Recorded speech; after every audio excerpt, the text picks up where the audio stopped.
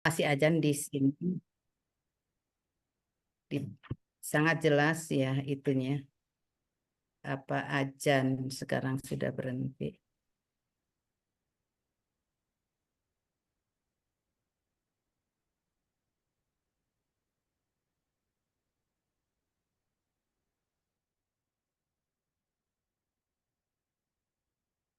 Baik, Bapak dan Ibu semuanya.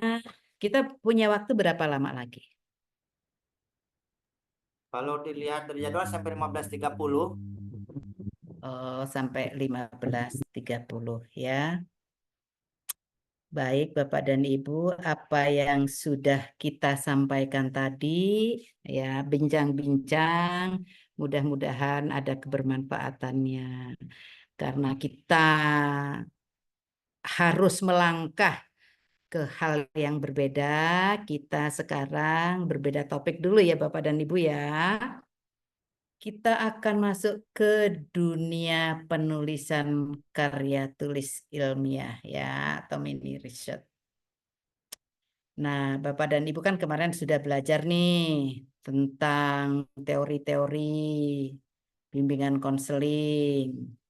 Dari teori-teori yang didapat itu Ibu ingin, nah, coba dibaca. Siapa yang mau membaca ini?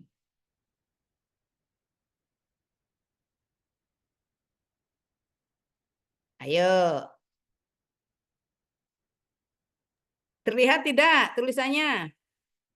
Agak kecil, Ibu Nak. Terlihat, Bu. Terlihat, Terlihat. Mangga yang terlihat. terlihat Oke, dibacakan. dibacakan. Baik, Bu, saya tugas proposal. Nomor 1, permasalahan perkembangan kecerdasan dan solusinya berdasarkan agama Islam. Nomor 2, studi kasus terhadap fenomena dampak traumatis dan pengaruhnya terhadap pengembangan kecerdasan.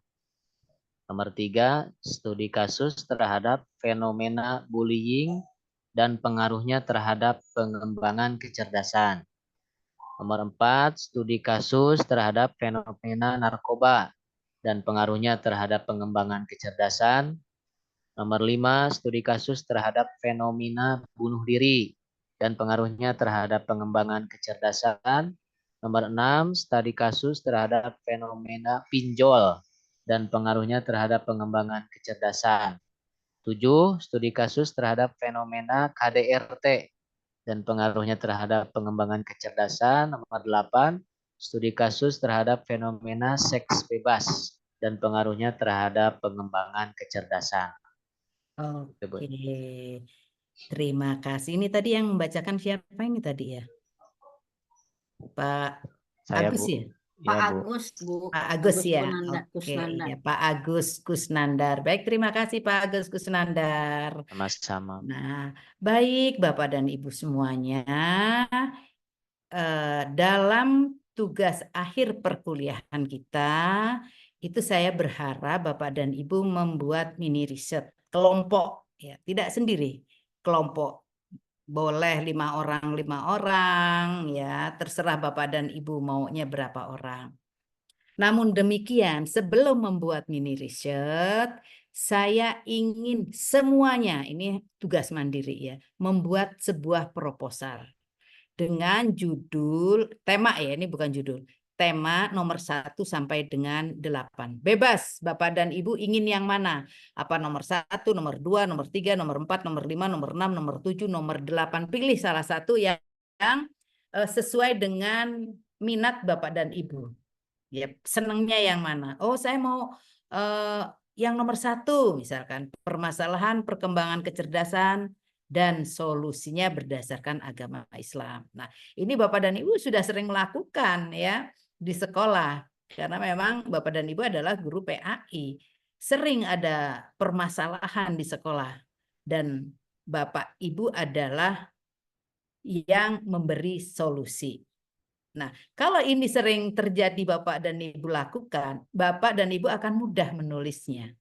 Karena menulis itu sesuai dengan pengalaman, menulis itu sesuai dengan keahlian, menulis itu sesuai dengan apa ya, kesukaan begitu, sehingga akan mengalir dengan mudah apa yang akan ditulis. Referensinya sudah ada di lapangan. Oh, masalahnya ini. Oh, aku pernah pengalaman solusinya begini. Itu nanti lebih mudah dibandingkan dengan menulis yang Bapak dan Ibu tidak mengenal sama sekali. Apa yang mau ditulis kalau Bapak dan Ibu tidak mengenal, ibaratnya begitu ya. Sama dengan Bapak dengan istri Bapak atau Ibu dengan suaminya Ibu. Kalau sudah paham begitu kan enak. Oh, karakternya begini, berarti aku menghadapinya begini. Itu sudah mengenal gitu. Beda lagi dengan Bapak dengan tetangga jauh Bapak, oh nggak ngerti gitu. Jadi ketika ada permasalahan tidak sulit ya, memberikan solusi itu sulit. Gambarannya seperti itulah kira-kira. Ketika menulis itu, menulislah yang memang Bapak dan Ibu kuasai. Kalau tidak dikuasai dan tertarik ingin menulis itu, harus banyak membaca, harus banyak belajar, harus banyak berinteraksi di dunia yang ingin Bapak Ibu tulis. Nah, terkait dengan tugas ini, perlu Bapak dan Ibu ketahui, nanti di semester akhir, ya, itu ada kewajiban membuat mini riset. Untuk lulus itu wajib memiliki mini riset. Jadi nyambung dengan perkuliahan kita hari ini.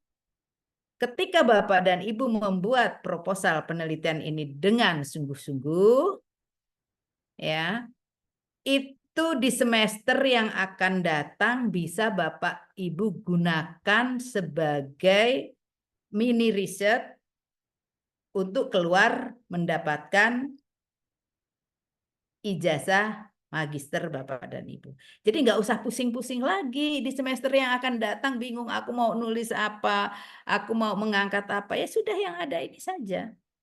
Jadi Bapak dan Ibu tinggal melenggang saja bekerjanya saat ini begitu ya. Dan bisa juga diintegrasikan dengan mata kuliah yang lain. Saya tidak akan melarang ketika Bapak dan Ibu menulis proposal sekarang lalu membuat dalam bentuk mini riset, ada mata kuliah yang berbeda dan ini sesuai dengan yang diminta oleh pengampu mata kuliah tersebut, Bapak dan Ibu boleh mengumpulkan ini juga. Gitu ya. Jadi Bapak dan Ibu kerjakanlah dengan hati tugas yang saya berikan ini. Insya Allah kebermanfaatannya akan panjang. Tidak hanya mengumpulkan setelah itu selesai sampai di situ. Karena akan ada tuntutan lagi membuat mini riset lagi, membuat apa ketika ingin mendapatkan ijazah S2 juga ada kewajiban membuat mini riset. Dan itu biasanya 2 orang ya. 2 orang 1 mini riset. Jadi enak kan ya. Atau ada wacana kembali Bapak dan Ibu diminta pilihan mungkin ya membuat tesis. Ini pun bisa dikembangkan untuk menjadi sebuah tesis. Begitu ya. Artinya kalau Bapak dan Ibu ragu-ragu bingung di tengah jalan, ini dulu tugasnya Bu Wiwi, aku pengen ini dijadikan tugas akhirku tapi bingung, hubungi saya. Gitu ya. Bu, ini gimana kalau misalkan mau dijadikan tesis atau Bu, ini gimana kalau boleh begitu ya.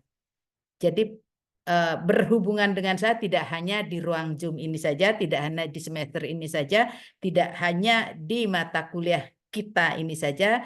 Selepas dari sini Bapak dan Ibu masih boleh dan saya siap mendampingi Bapak Ibu semuanya. Oke ya. Baik Bapak dan Ibu, ini tugasnya. Sudah difoto supaya lebih enak. Ditulis juga boleh. Berarti ada 8 kelompok ya, Bun? Oh enggak. Jadi di sini untuk membuat proposal, nanti akan saya jelaskan bagaimana step by step-nya membuat proposal ya. Sekarang kita istilahnya kalau tangga itu Ibu langsung menuju ke tangga atas dulu, nanti baru turun ke bawah. Ya, sekarang membayangkan Bapak dan Ibu akan ke lantai 2 dulu. Sekarang saya ajak Bapak Ibu ke lantai 2, suasananya seperti ini, begitu ya. Lalu nanti saya bimbing dari tangga lantai bawah tangga 1 hingga mencapai lantai 2 ke tangga 25. Satu kelas ini berapa orang? 22. 22. 24 ya? 23 ya? 23. 22. Oh, 22. Iya, 22 ya. Baik. 22 Bu Dokter. Iya, kelas kita 22 ya. Oke, baik. Nah, semuanya wajib membuat proposal mandiri ini ya. Nanti dituntun oleh saya dari tangga paling bawah. Nah, Bapak dan Ibu memilih saja seleranya pengen yang mana. Ini tema ya. Kalau judul itu nanti ya dibuat sesuai dengan masalah yang akan ditemukan. Misalkan nih, nomor 3. Nomor 3 apa ya? Studi kasus terhadap fenomena bully dan pengaruhnya terhadap perkembangan kecerdasan. Nah, misalkan Anda memilih tentang kasus fenomena bully, pembulian gitu ya. Ini tidak harus sama judulnya seperti ini. Tapi yang diangkat ada ya tentang bully gitu ya. Tentang bully misalkan dampak bully apa dan seterusnya gitu ya. Di SMA berapa atau di kampung apa begitu kan harus ada lokusnya. Begitu ya. Jadi bebas Bapak dan Ibu mau memilih tema 8 ini pilih yang mana. Satu dan yang lainnya walaupun dengan tema yang sama tidak akan sama isinya. Mirip-mirip saja begitu ya. Dari tugas ini bisa dipahami satu dulu. Ini tugas individu. Paham ya? Ini tugas mandiri ya Bunda ya, Bunda? Mandiri. Proposal itu mandiri. Ya, nanti di ujian akhir semester baru kelompok. Ya, ini latihan saja. Tugas mandiri ini sifatnya latihan supaya Bapak dan Ibu mengenal menulis kan kalau ini harus praktek sendiri. Kalau kelompok nanti yang bisa hanya yang menulis saja, temannya yang lain nggak akan bisa gitu. Maksud saya seperti itu. Jadi saya berharap semuanya bisa gitu ya. Jadi nanti dibimbing face to face begitu bisa gitu ya. Bimbingannya memang harus face to face kalau menulis itu, enggak satu kelas begitu ya susah gitu ya. Maksudnya susah bagi yang kesulitan membuat itu nanti tidak tertangani gitu ya. Oke, ini judulnya ya. Kita masuk ke mana lagi ya? Ke sini aja lah. Nah, sistematika penulisan proposal itu saya rasa Bapak dan Ibu semuanya sudah sering melihat ya.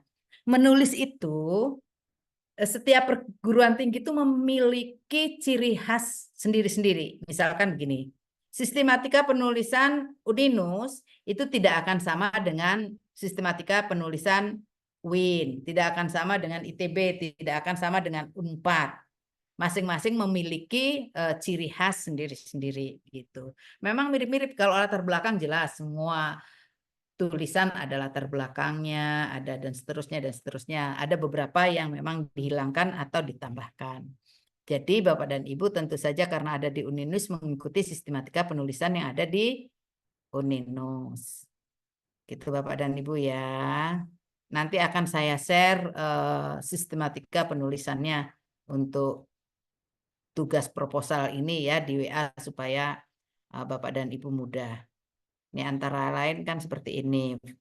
Format isi penulisan proposal antara lain ada judul penelitian, ada latar belakang masalah, rumusan dan batasan masalah, rumusan masalah, batasan masalah. Ini tuh apa sih maksudnya gitu. Bapak dan Ibu sudah paham belum? Sudah sering belum melihat isi format semacam ini?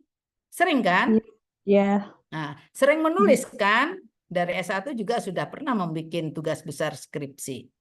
Nah, yang saya maksud apakah Bapak dan Ibu tidak mengalami kesulitan? Apa sih isi latar belakang masalah ini?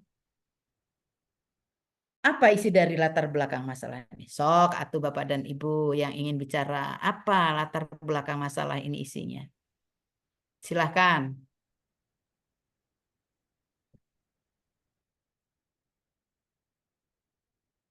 Yo, ayo jangan takut salah sayangku, ibu-ibu yang cantik soleha, bapak-bapak yang luar biasa, cerianya sudah saya dengar tadi. Ada enggak yang ingin menyampaikan apa isi dari latar belakang masalah? Kalau enggak ada, ibu langsung ini. Saya, Bun. Menjelaskan Iya, masalah. iya, silahkan Neng Zainab. Mungkin latar belakang dalam proposal itu isinya mungkin penjelasan mengenai masalah atau topik yang akan dibahas dalam proposal tersebut, ya mungkin itu, serta alasan mengapa topik tersebut penting untuk diatasi. Ya, mungkin itu.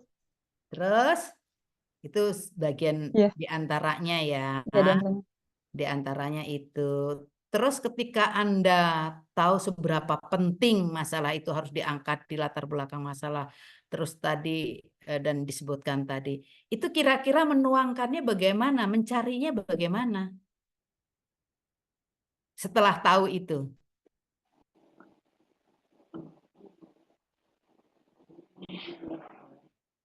Itu kan yang jadi masalah semuanya kan sudah tahu loh, oh iya di latar belakang masalah itu harus ada ini, harus ada ini, harus ada ini. Benar itu. Tapi bagaimana cara menuangkannya? Gitu. Apakah seperti itu? Oke, baik ya. Satu-satu kita kupas di sini. Nomor 6.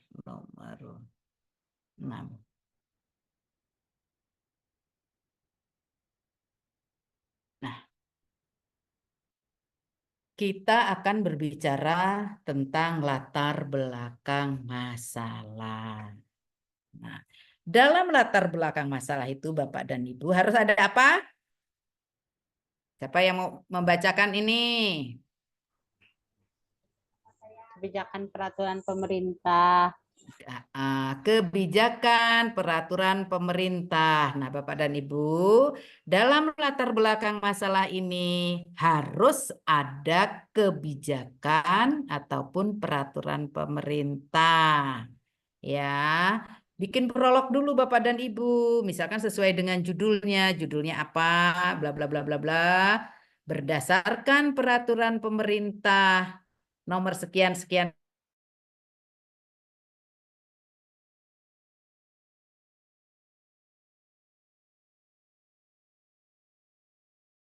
Kebijakan pemerintah juga yang terdapat di undang-undang sekian sekian sekian sekian sekian nih masuk ke sini. Dah. Gitu. Satu, latar belakang masalah sudah dimulai. Bapak dan Ibu sudah mulai menulis tentang kebijakan ataupun peraturan pemerintah sesuai dengan judul yang diangkat. Setelah itu dalam latar belakang masalah harus ada apa lagi? Teori konsep. Teori dan konsep. Nah, ketika Bapak dan Ibu menulis tentang manajemen Islam, misalkan tentang manajemen pembelajaran dan seterusnya. Nah, ini teorinya diambil dari ruh ataupun babon teori. Ya. Karena tadi berbicara tentang manajemen pembelajaran, misalkan. Oh, siapa sih ahli manajemen itu? Ya, ahli manajemen itu siapa? Babon teorinya apa? Oh, saya tahu teori manajemen itu ada misalkan fungsi-fungsi manajemen dari Terry, misalkan gitu. Apa saja sih fungsi manajemen menurut Terry? Oh, menurut Terry. Nah, ini masuk ke sini teori ya.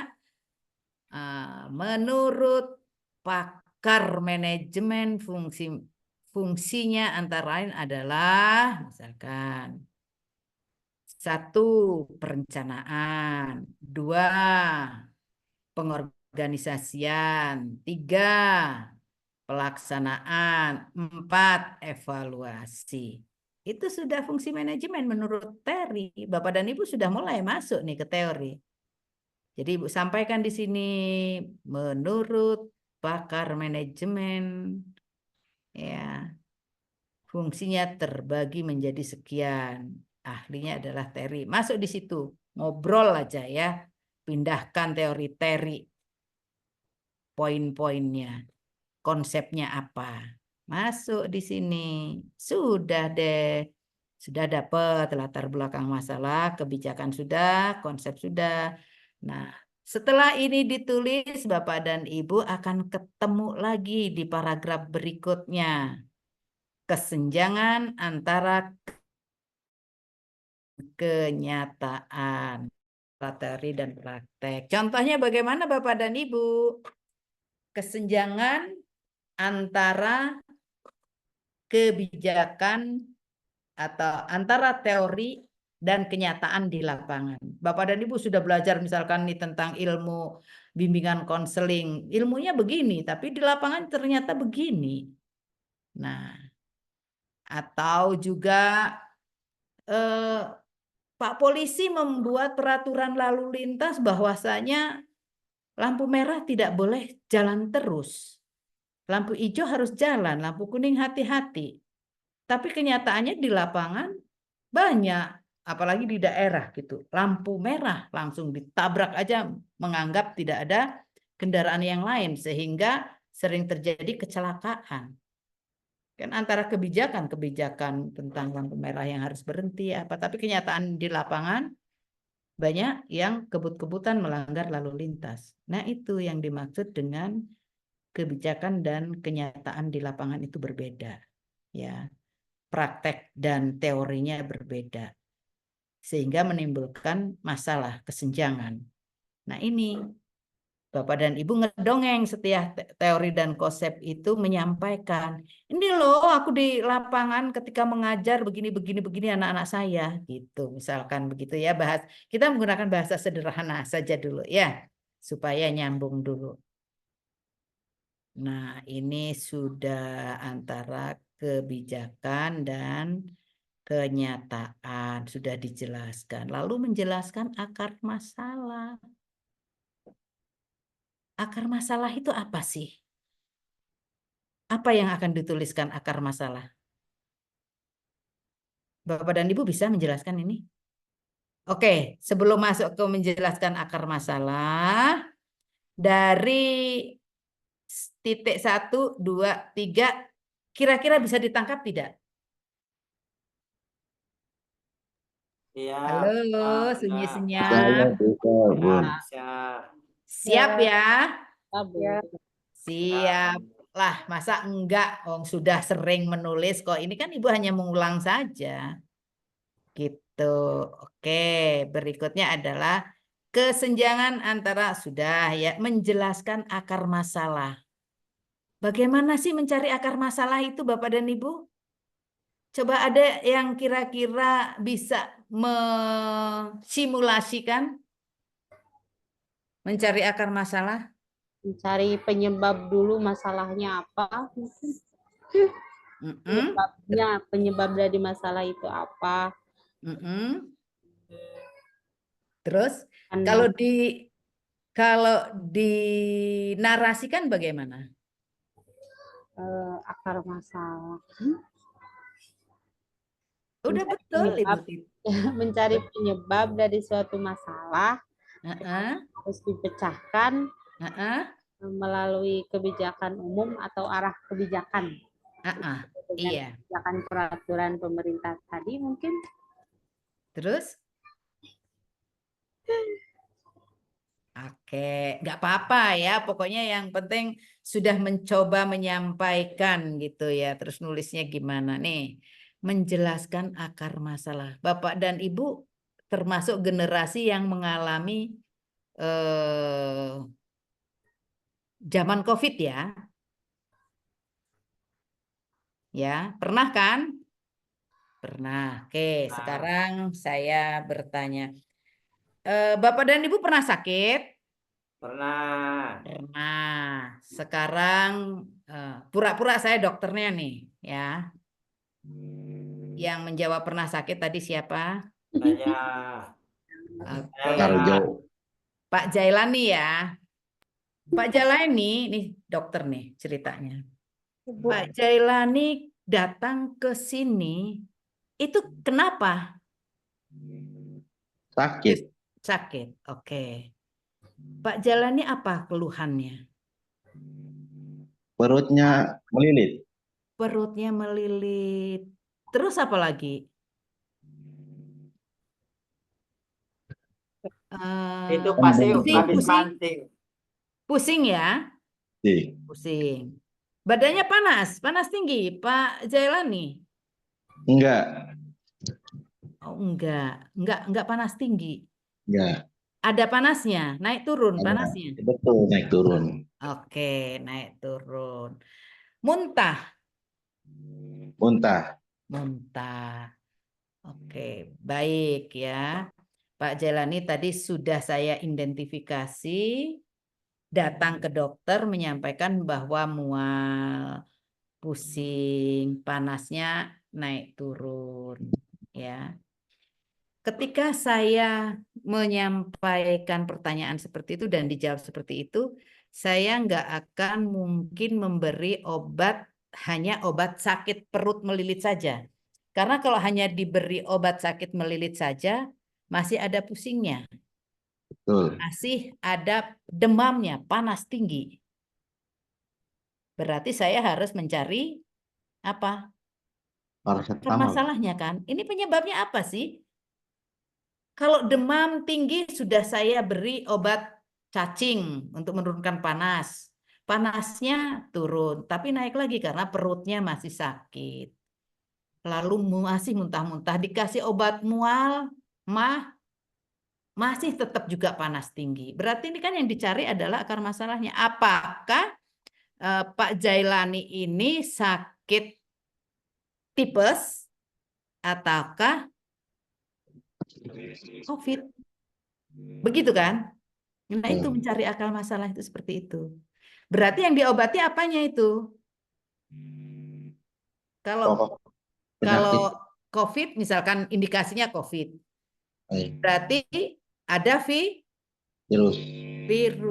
Berarti yang diobati adalah virusnya, bukan panasnya, bukan sakit perutnya, bukan mualnya. Tapi virus dari COVID ini sendiri yang harus dihilangkan. Begitu juga dengan akar masalah. Akar masalahnya apa? Yang akan kita pecahkan itu apa? Itu. Ya, yang akan kita pecahkan itu apa? Misalkan terjadi di sekolah, oh anak kok rewel, nangis aja. Misalkan kalau yang di SD atau di TK, ya. Oh, anak begini keluhannya banyak sekali. Kalau nangis aja hanya dikasih permen, dia mungkin diam sebentar, sebentar lagi nangis lagi. Karena akar masalahnya adalah takut pulang ke rumah.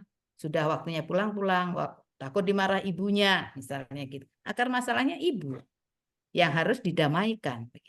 Begitu juga dengan menulis. Menjelaskan akar masalah ini, kita cari dulu. Masalah yang sesungguhnya apa? Gitu ya. Nah, tentu saja setelah kita tahu akar masalahnya, kita tulis, ngobrol lagi dalam tulisan. Setelah akar masalahnya disampaikan, Bapak dan Ibu masuk ke hasil penelitian terdahulu yang relevan. Nah, penelitian yang terdahulu yang relevan ini bisa Bapak dan Ibu ketahui dari jurnal-jurnal yang sesuai dengan judul penelitian Bapak dan Ibu.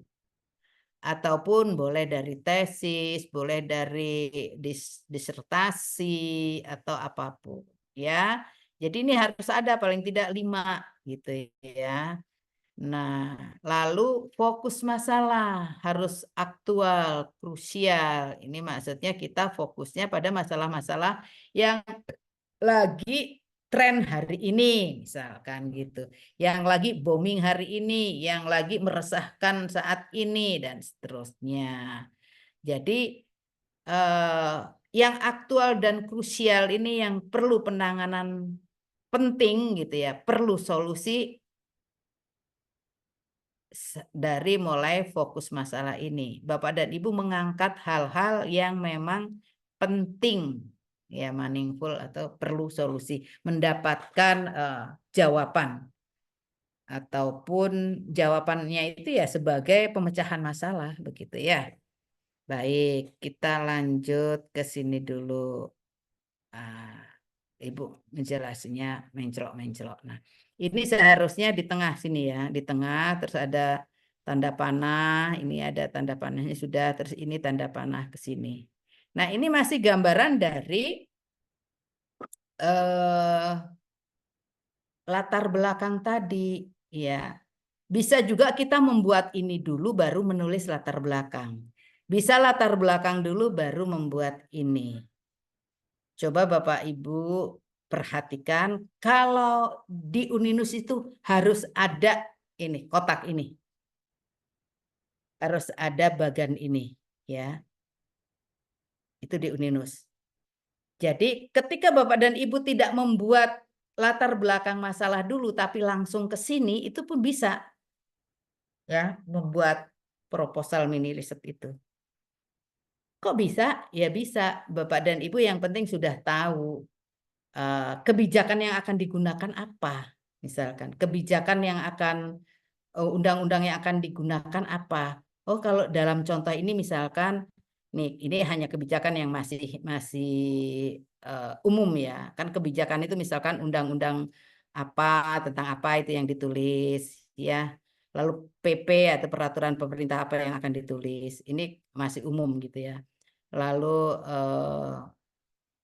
apalagi yang akan saya tulis ya? Oh iya, misalkan oh kurikulumnya, oh kitab kuningnya, oh perpustakaannya, seperti itu ya.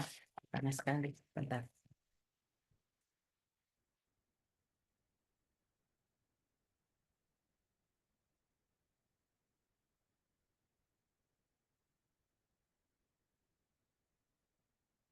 Ada contoh-contoh di sini sih sebetulnya, tapi ya enggak ini apa? Oke, biarin saja yang ada saja di sini. Misalkan instrumen inputnya itu tentang kebijakan. Bapak dan Ibu Hardang tidak di sana? Padahal di sini baru hujan deras. Haridang sama Bunda. Gerah. Nih Anita kipas Aduh, kipas gerah terus banget. tadi. Gerah banget. Ini lagi pada serius Bapak dan Ibu, saya ngomong terus didengerin apa enggak. Lupa saya juga udah keasikan ngomong, jadi aja. Ngomong aja terus ya, enggak lihat Bapak Ibu tidur apa enggak atau apa gitu ya, atau pergi kemana. Aduh, ngomong sendiri. Oke, baiklah, tapi tidak, saya di sini interaksi artinya saya menganggap bahwa Bapak dan Ibu itu hadir, betul-betul hadir bersama saya begitu ya. Kamera, Bu. Ya begitu. Saya menganggap bahwa saya ada di hadapan Bapak dan Ibu, ada di ruang kelas, bertatap mesra, begitu penuh senyum, ya. Oke, kembali lagi ke instrumen input. Ini adalah kebijakan-kebijakan yang akan digunakan. Tapi poin-poinnya saja misalkan undang-undang nomor sekian Diknas misalkan, lalu di sini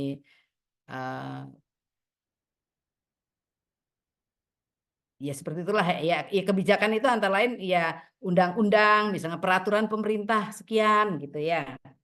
Kalau di pesantren karena kan tergantung ya, ini kita menulis di sini itu tergantung judul kita akan mengangkat apa gitu. Kalau di sini ada kitab punting ini biasanya menyangkut tentang pesantren gitu, pembelajaran di pesantren. Oke, dari sini ya kebijakan tadi di latar belakang turun ke sini. Nah, ini adalah proses yang tadi mengenai teori, babon teori ya. Ini ada perencanaan, kalau yang kita gunakan misalkan teori TERI ya, perencanaan, pengorganisasian, pelaksanaan, evaluasi. Tidak cukup hanya di situ, perlu ada penambahan biasanya kekurangan dan kelebihan, kekuatan dan kelemahan. Ya, analisis SWOT biasanya ada. Nah, di ROI input ini kita meneliti apa? Misalnya meneliti sekolah, di sekolah itu apakah guru, apakah siswa. Kalau kita objeknya adalah siswa, tentu saja di sini adalah siswa. Kalau misalkan di pesantren tentu saja santri. Ya. Oke, di sini santri. Lalu output yang diharapkan apa? Gitu. Oh, yang diharapkan adalah santri yang mandiri. Buat aja santri yang mandiri. Setelah itu, setelah santri mandiri, kebermanfaatannya untuk masyarakat apa? Ini di output. Oh, santri menjadi role model bagi masyarakat. Yang diharapkan akan seperti ini. Siapakah yang mendukung semua ini? Environmental input ini siapa yang mendukung? Yang mendukung adalah pemerintah, masyarakat, orang tua, guru, dan seterusnya. Ini sudah bisa menjadi tadi latar belakang, menjadi latar belakang masalah. Jadi kita bisa berangkat dari sini, bisa juga berangkat dari sini. Terserah Bapak dan Ibu menulisnya akan dari mana. Aduh, Bapak dan Ibu ini sepertinya sudah mulai lelah ya. Lelah ya, udah serius begini mah. Aduh, Ibu juga keringetan ini Pak Awaludin. Ya, Pak Awaludin begini. Bahwa Hujan di Purwakarta. Oke, di Purwakarta. Kiranya juga hujan, Pak Awal. Ciranjang kami. Panas kering. Tapi kenapa Aman, berkeringat tidak hujan. begini ya Bapak dan Ibu ya. Masya Allah. Alhamdulillah setelah hujan panas. Walaupun di luar, kalau di sini di luar sangat sejuk ya Bapak dan Ibu, sangat sejuk. Bunga mawar saya banyak berbunga itu, aduh nggak bisa dilihat. Bunda punten, mohon izin. Nanti Iya, kami boleh dapat filenya yang PPT Bunda sharing itu. boleh, boleh. Hatur nuhun. Nanti Bunda share apa yang memang menjadi kebutuhan Bapak dan Ibu. Ya, masih banyak sekali sih yang ingin disampaikan sebetulnya. Karena kita baru berbicara tentang latar belakang masalah. Padahal penulisan proposal itu tidak sampai di situ. Dan Bapak dan Ibu sudah sangat berpengalaman dalam menulis ini. Tapi tetap aja saya ngotot masih memberikan pencerahan ya, anggap-anggap saja seperti itu. Dari yang sudah disampaikan tadi, saya rasa kita lanjutkan di pertemuan yang akan datang ya Bapak dan Ibu ya. Ini sudah menunjukkan waktu asar yang sudah lewat 4